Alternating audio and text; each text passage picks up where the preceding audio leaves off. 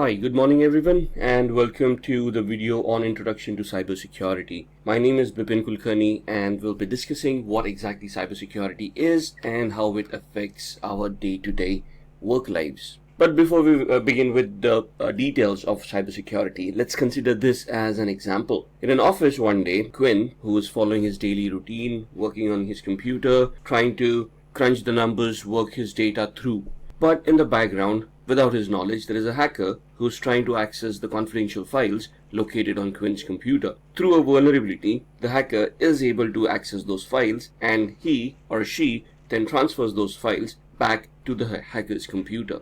So what can happen due to this? Legal ramifications to the business, loss of company secrets, leakage of information, maybe industrial espionage, which basically means a competitor is trying to analyze a company's secrets and trying to gain access to their data. Or they could hold the company for ransom and ask them for money. Or sell it to criminals who can further dilute the information or misuse that information for the criminal activities. Anything is possible. So it's a very bad scenario if a hacker gets access to the company secrets. So what is it that we are going to discuss in this video? To start off with, we're going to talk about what is cybersecurity. Then we are going to talk about why cybersecurity is necessary in today's world. How does it work? Who is a cybersecurity expert? What are the skills required? And of course, what are the courses and certifications required from an individual to be called a cybersecurity expert? So let's begin with the first one. What is cybersecurity? Cybersecurity by itself is a process, a design and architecture created to protect networks and devices from attacks, damage, or unauthorized access. So, the advantages of cybersecurity are that you want to protect your business. Like in the previous example, we just talked about an individual and his files being accessed. What if company server got compromised or their web applications got compromised and their databases leaked out? So we want to protect our businesses from hackers, which will result in increased productivity because people would then be in a very controlled environment, concentrating more on their work than worrying about cyber criminals. It would inspire customer confidence, where if I as an organization, I'm going to audit myself, I'm going to ensure that I'm complying to certain regulations, my clients would feel more confident about sharing their information with me as an organization. It would help me making my applications and websites more stable, protect them from external threats, and would also protect my customers or clients from cyber attacks because I would be holding some amount of data for my customers and clients as well. So I have to think about not only my organization, the data that my organization owns, but what I held or what I hold for my customers and clients as well. So essentially, what we want to achieve out of here is a design which we want to implement in a manner which will allow all these factors to function in a standardized manner. So why do we want this? And what would be the advantages of implementing cybersecurity? Now, first and foremost, what is cybersecurity? There are three main pillars of cybersecurity that we deal with since the inception of computers, and they're known as the confidentiality, integrity, and availability triad, also known as CIA, not to be confused with the American Intelligence Agency. But here we're looking at three different pillars where we want our data to remain confidential, the integrity of that data to be intact, and the data to be made available at all points in time. So let's talk about these three aspects. The principle of confidentiality asserts that the information and functions can be accessed only by authorized parties. So, for example, even if you password protect your file, what is it that you're trying to do? You're trying to prevent other users accessing your data and peeping into your files so that your data remains confidential. It is only shared with people who know the password. Integrity. This is where the trustworthiness of that data comes into the picture, where if the data is going to be changed, for example, you have a spreadsheet which has a lot of information about users and their login activities and whatnot, and you want to ensure that that data is not modified by any unauthorized user. So you're going to verify that the information is correct and is not modified by anybody who's unauthorized. The availability part ensures that this data is made available to all authorized users when and where they want it, right? The principles of availability assert that in systems, functions, and data must be available on demand according to agreed upon parameters based on levels of service. Now, this is where your service level agreements would come in. For example, when we log on to Gmail, We always assume that Gmail is going to work and is going to be available online. At no point in time, or very few times, has it ever occurred that you've gone onto the internet, typed in gmail.com, and the website is not available. In fact, if the website doesn't open, we figure out the internet is not working, right? But Gmail as a service is always made available. Now, when we talk about threats to CIA, the confidentiality, integrity, and availability, we talk about them in two different parameters: cybercrime and hacking. So, what is cybercrime? Cybercrime is any criminal activity or any unauthorized activity that would involve the usage of any computing device which would result as a security incident at the victim's end. Most cybercrimes are carried out in order to profit from them. Criminals would try to do phishing attacks to steal your money out of your bank accounts, or would try to con you into giving out your credentials, thus compromising your email accounts or your social media accounts, and try to gain access to your identity. Cybercrimes are generally carried out against computers or devices directly to damage or disable them, spread malware, steal secret information, etc. So this talks about the motivation part of cybercrimes. What would be the motivational aspect for a person to conduct such an activity, right?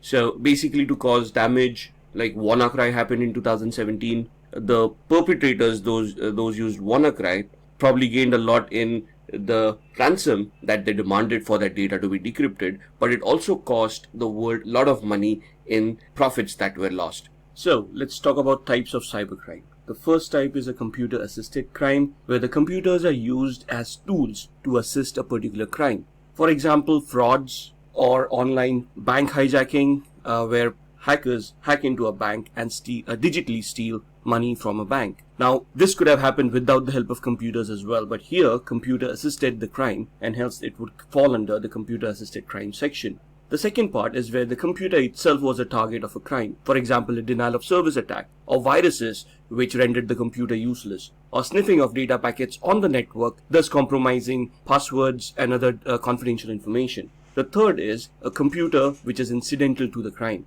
So here the computer was used as a temporary measure to store some data such as child pornography or some other data which made the computer incidental to the crime.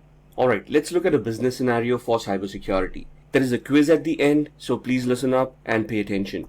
There's this company called Stark Industries, and one day most of the employees have started reporting that their systems have either crashed or have started hanging. So the IT security team comes in, does the investigation, tries to find out what exactly went wrong, and they have identified that an employee has clicked on a suspicious link. Now these links could either be received as an email or via an email through social media like Facebook, or somebody sending out a Skype chat and attachments within Skype.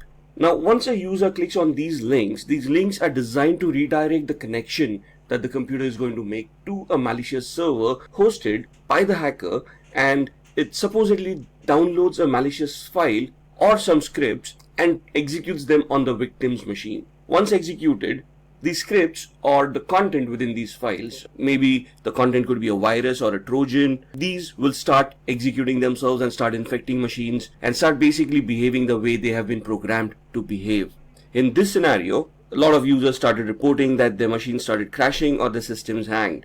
Now the security team scanned all the systems and blocked Facebook and Skype on all machines until further orders. Now this is a preventive mechanism where you're going to prevent possible attacks or future attacks from coming in. So the reaction of the security team here is to block those sites from where the attack may have happened. The question to you at this point in time is, what type of computer crime is being referred to in this scenario? Is it a computer assisted crime, computer as the target crime, or computer incidental to the crimes? So please post your answers in the comment sections below and we'll respond back to you about your answers. Now let's go a little bit further and see what would motivate people for committing such cyber crimes. Right? The first and foremost motive is disrupting business continuity. Others would be looking at data theft or information theft and manipulating that data to gain from that data. So if I'm able to access your computer and steal some data that has some value to you and sell it or make it public, you would be at a financial loss because that data no longer has any value. Creating fear and chaos by disrupting critical infrastructure, For example, a company's infrastructure crashes, the services are no longer being offered by that organization, and people start panicking, start fearing an attack by cyber criminals, and it leads to chaos. Financial loss to the target, which is very obvious. If I do a denial of service attack, or if I make a service unavailable from an organization, what is going to happen is, since that service is not functioning, the company is not going to make any money out of it, and thus going to suffer a financial loss. Achieving states' military objectives, one country spying on another country, trying to gather information about their military intelligence, military activities, or any other activities that can harm the original country. Demanding ransom, hackers can encrypt your data and then demand a ransom from you in lieu of decrypting the data again. Damaging reputation of a target, impersonating a user on the social media platforms, making false statements, thus damaging the reputation of that person, and propagating religious or political beliefs. Religious fanatics, promoting whatever cultures that they want to promote, trying to gain more followers, thus bringing more unrest to the world. Any of these could become motives for cybercrime. In fact, it could be just a script kiddie where people are trying to learn about hacking and they just start hacking for fun. They might not even have a motive for making a profit out of it. Maybe it just thrills them so that they are able to showcase their skills, and that's why they do a cybercrime. So, which brings us to the next topic, where we talk about types of hackers. This will allow us to identify what kind of attacks are also possible on a particular organization as far as motives are concerned. So, the basic types, let's start off with the black hat hacker, individuals with extraordinary computing skills resorting to malicious or destructive activities. These are your criminal hackers who try to profit from their crimes, and they will have a malicious intent in trying to hack a victim organization. The grey hats are individuals who work both offensively and defensively. What does that mean? They could work as black hat hackers with malicious intent and try to harm some organization, while on the other hand, they would also try to work as a security analyst and try to enhance the security posture of an organization for a remuneration.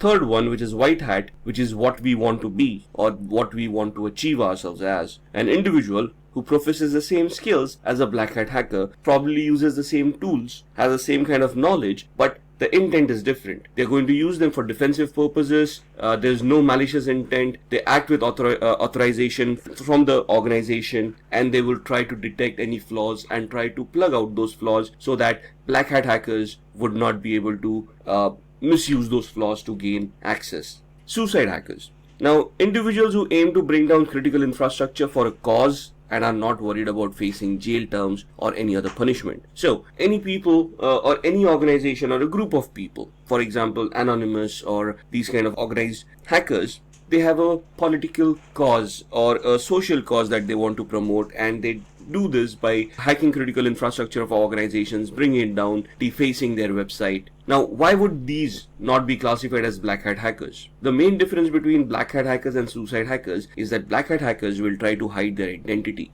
They will always have a fake identity that they will utilize and try to hide behind it, whereas suicide hackers will claim responsibility for the attacks that they have done and will boast about it. They will not be worried about facing repercussions for the attacks that they have done. The script kiddie. A script kiddie is an unskilled hacker who compromises systems by running scripts, tools and softwares already developed and already made available by real hackers. So these guys have very minimal technical knowledge. They have no idea how that attack works. They're just going to use an automated tool, click on a few buttons and hope that the attack succeeds. A cyber terrorist. Individuals with wide range of skills motivated by religious or political beliefs to create fear by large-scale disruption of computer networks. We could talk about organizations like ISIS, who have a lot of digital propaganda that they use and target weak-minded people to join their causes, or people who spread ransomware, who terrorize organizations and hold them to ransom and demand money from them by encrypting their data. State-sponsored hackers. Individuals employed by the government to penetrate and gain top-secret information and to damage information systems to other governments. The best example would be the cyber wars that are going on these days. Most of the organizations, most of the countries nowadays would have a secret cyber cell consisting of highly skilled hackers who are entrusted with the task of spying on the enemies and trying to gather information by hacking into their infrastructure. Now, it is not going to be a legit job. It will always be masked by a legit organization, but this does happen. Hacktivism: individuals who promote a political agenda by hacking, especially defacing or disabling websites. So the difference between suicide hackers and hacktivism is suicide hackers have a social cause that they want to promote. Hacktivists would have a political agenda and they're going to deface websites and they're going to promote their agenda by defacing such websites. Alright, so let's talk about some common attacks in cybersecurity. The most common attack ever seen in today's world is a denial of service attack. So this is where the hacker tries to consume the resources of the victim server in such a way that there are no resources available for legitimate users to connect to the server and conduct their business. Other attacks that you will face would be malware attacks, where there would be a malicious software that would deliver a Trojan virus or a worm to the victim, thus infecting the victim's machine and rendering it useless. A man-in-the-middle attack, where the hacker would put himself in between your machine and the router and start sniffing data packets that you're sending, thus trying to compromise information contained within those packets. So the phishing attack is where a hacker will send a seemingly legitimate looking message to you, an email, let's say, asking you to perform certain actions, where the hacker would be impersonating another organization and you fall prey to that and end up giving your confidential information. A drive-by attack, cross-site scripting attacks, where web applications get compromised and scripts are embedded within those applications or within commands that are sent out by the users. Password attacks, where hackers try to compromise the passwords of users by cracking them based either on brute force, dictionary-based attacks, or password guessing. Eavesdropping attacks, this could be physical in nature, where somebody overhears what you're saying or tries to capture data packets that contain your VoIP transmissions, where let's say you're assuming you're making a Skype or a link-based call. SQL injection attacks, where again attackers will target your database, try to send in malicious queries which will compromise your database and the data within. Birthday attacks, it is based on cryptography, where you're looking at permutations and combinations of how algorithm functions, and then you're looking at the permutations on how many times the processing needs to be done for that algorithm to be reversed.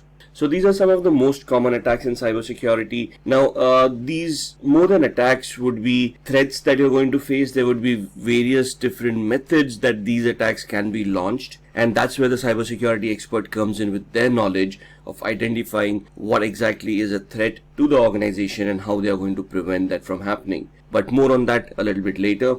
Let's look at the history of cybercrime. So as you can see, this graph shows us how cybercrime has progressed over the years. In 1990s, MNC database, Pentagon and IBM were hacked. Again in 1990s, national crackdown on criminals, Microsoft NT operating system pierced. So this is where hacking started